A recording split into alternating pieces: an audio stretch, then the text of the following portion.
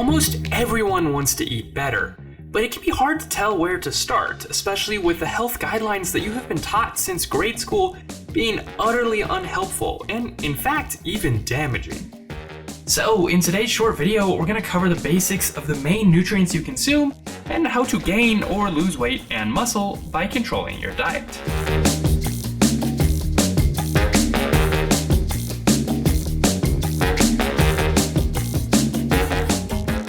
Your diet consists of three main macronutrients: proteins, fats, and carbs. For strength's sake, you'll always want to be certain you're eating enough protein. To get fit, it is recommended you consume between 0.8 and 1.2 grams of protein per pound of body weight per day. Protein is not an energy source like carbs and fats, but it contributes dramatically to muscle growth and boosts your metabolism. Protein is heavily satiating, and the amino acids that make proteins are the building blocks of muscle, thus contributing to a faster metabolism and better muscle recovery. Healthy sources of protein include chicken, eggs, fish, beef, beans, turkey, and as a supplement, when needed to reach your daily protein goals, an organic whey protein supplement. However, if you can get your protein without it, do, as whey protein can be harmful for your hormones and skin health.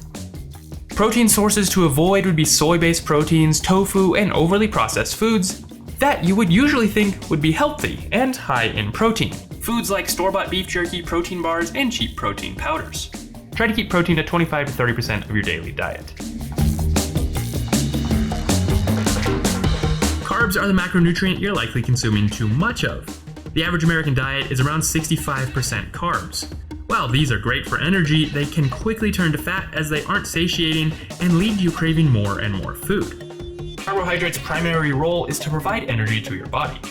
Carbs come in two main forms, as simple and complex carbohydrates. Examples of complex carbs include grain, corn, rice, barley, vegetables, beans, wheat, and simple carbohydrates include things like candy, sugar, fruit, and milk. Complex carbs are digested more slowly, therefore providing a steady supply of energy without a drastic spike in glucose, blood sugar levels. Simple carbs are easier to digest and break down into glucose very quickly, which leads to spiking blood sugar levels. Generally, you should opt for complex carbs most of the time. Try to keep carbs to 45% of your daily diet.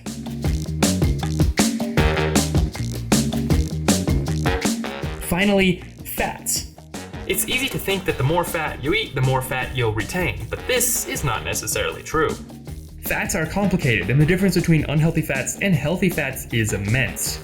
Fat has over twice as many calories per gram as protein and carbohydrates, and this causes it to be the first thing most nutritionists cut out of your diet when you're trying to lose weight. And while overconsumption of high energy density fat can lead to weight problems and cardiovascular disease, consuming the proper amount of dietary fat as well as eating heart-healthy fats and oils like omega-3s is important for promoting overall health and well-being.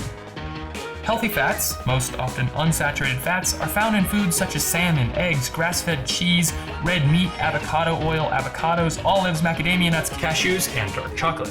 Foods containing unhealthy fats, most often trans fats or saturated fats, include pretty much all fast food, canola and other vegetable oils, french fries, donuts, fried chicken, baked goods, snacks, and non-dairy coffee creamer.